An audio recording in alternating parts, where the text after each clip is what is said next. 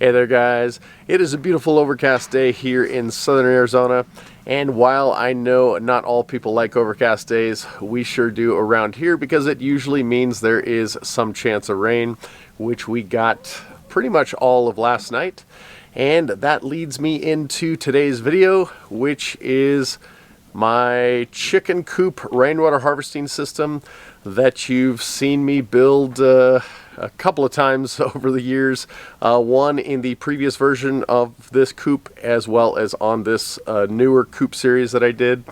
And anyway, I want to go over it today because it is by far my favorite small-scale rainwater harvesting project. So anyway, I'll talk a little bit about that. I'll give you a little bit of a tour because I have made one little update. You can see it right there, a little first flush. And then, I don't know, maybe I'll show you the new baby goats or something else. Now, before I give you the little tour of how the rainwater flows through this system from being collected on the chicken coop roof, going through all the piping and other components of the system, and ultimately down to the chicken waterer cups, I first wanted to go over why I think setting up a system like this on a chicken coop, this kind of small scale, is just about the best thing you can do for anybody wanting to learn more about rainwater harvesting, all the components and facets of it, especially for those who are wanting to potentially set up a system on their house or their shop, something on a much larger scale. Because in the same lines of thinking of the thing that I've often said about chickens in general, being the gateway drug to self-reliance, because you learn so many components of you know, everything from building to food systems to security, different things like that.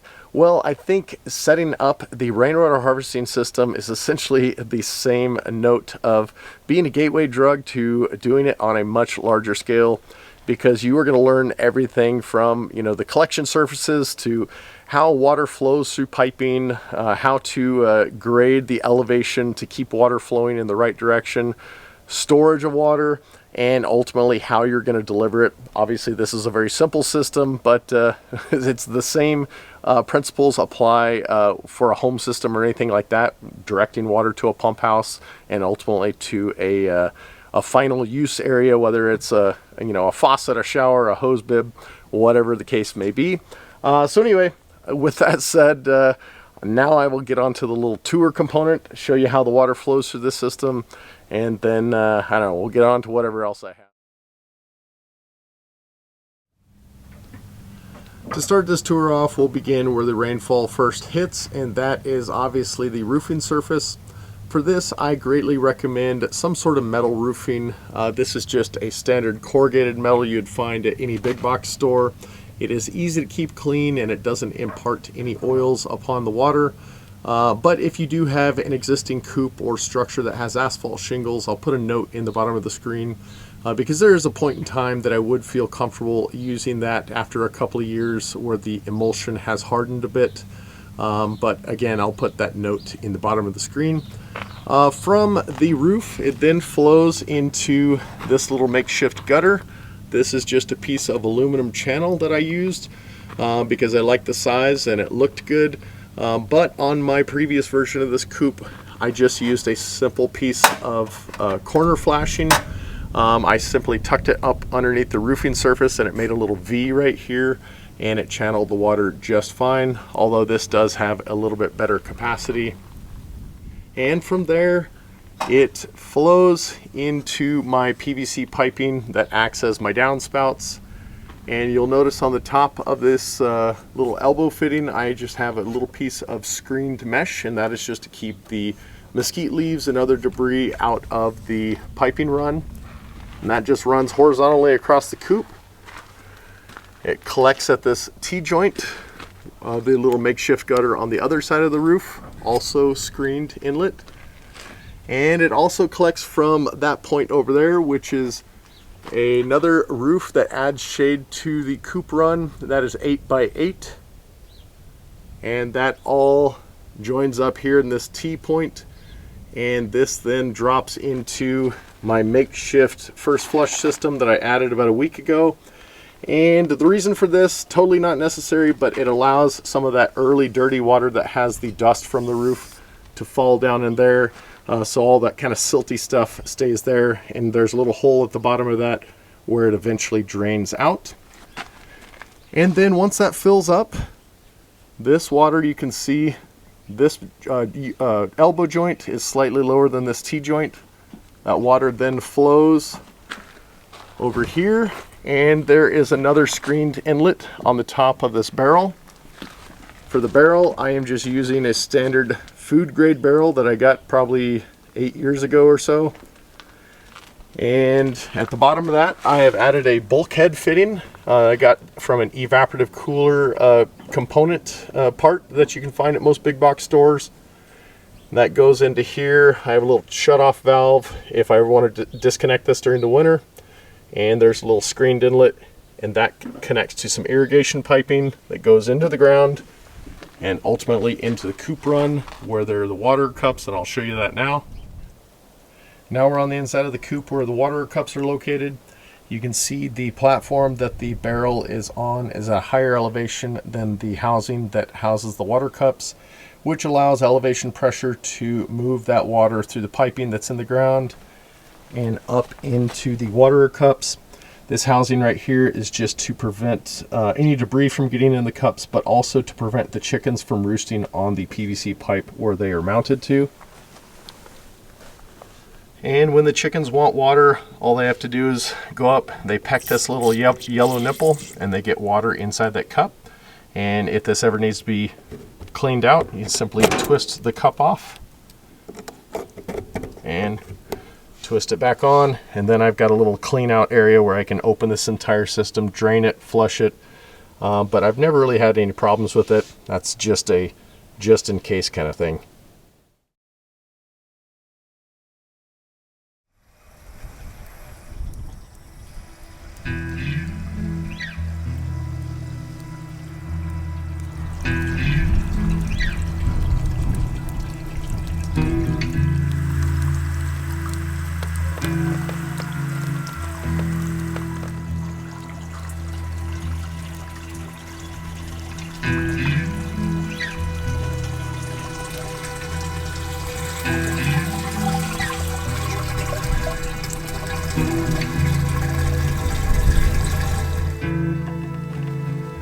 They all like to share the same cups.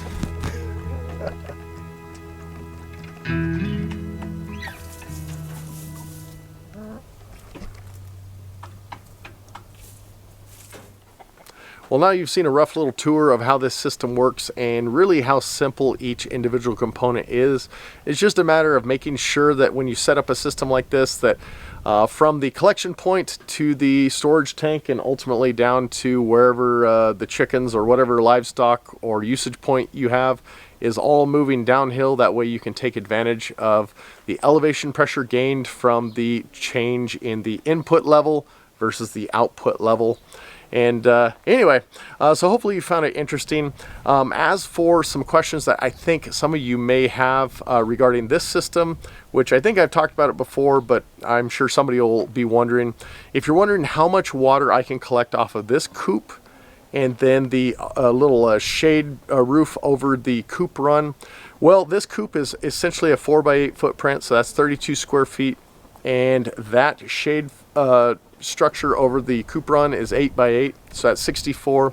I'll just round that up to 100 square feet, and based on the formula I've talked about multiple times in the past on my other rainwater harvesting videos, being that 1,000 square feet of roof or collection surface with 1 inch of rain on it equates to about 600 gallons.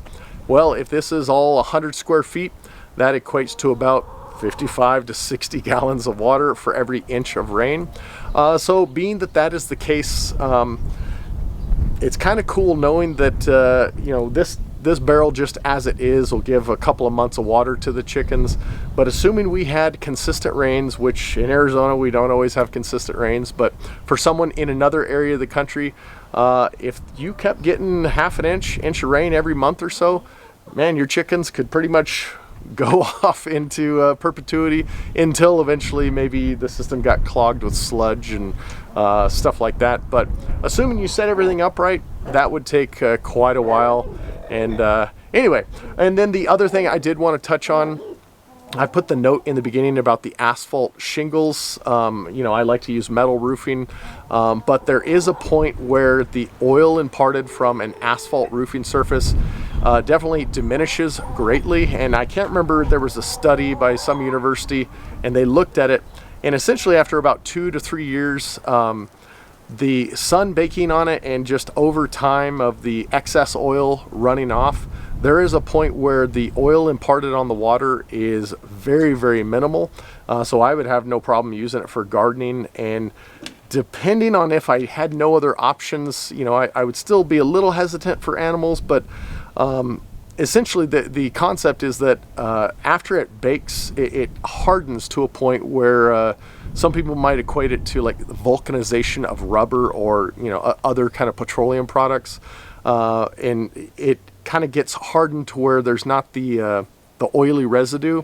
So, you know, the greatest proof of that being a valid concept is that if you look on sides of roads where you have tons of vegetation growing and they have been a asphalt emulsion road, well, if there was so much oil running off, a lot of those plants wouldn't be able to thrive as they do, as you can see. So yeah, the first couple years I definitely would not use that for my garden or anything.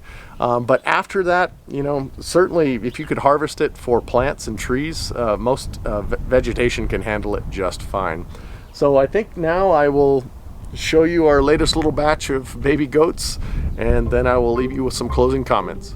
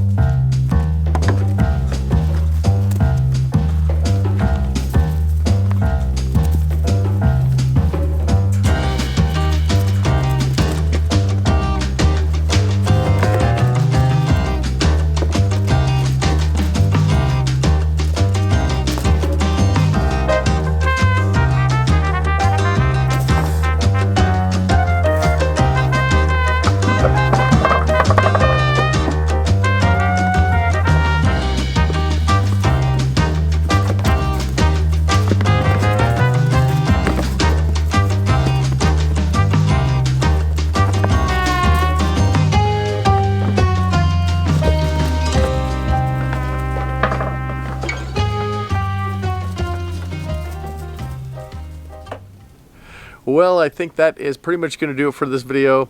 Hopefully you enjoyed the clips of those little knuckleheads running around playing. They are certainly cute at this stage. If only we could keep them at this age, that would be ideal, but they will grow up and be slightly less cute. But I also hope you enjoyed seeing the tour of this chicken coop rainwater harvesting system. Definitely probably my favorite like small, easy to wrap your head around project regarding rainwater harvesting. And if you did want to find out a little bit more about this system in particular, I have an article in the latest coming up issue of Backwoods Home Magazine, which is their 200th issue, which is a pretty cool honor to be a part of. I will have an article, I think it's going to be dropping the next week or so, so I'll include a link to my landing page there if you want to check that out and get the old school kind of content that you can put in your hand and read versus always looking at a screen for stuff. So anyway, if you enjoyed this, give me a thumbs up, hit the subscribe button for more similar content, And until I see you again, God bless.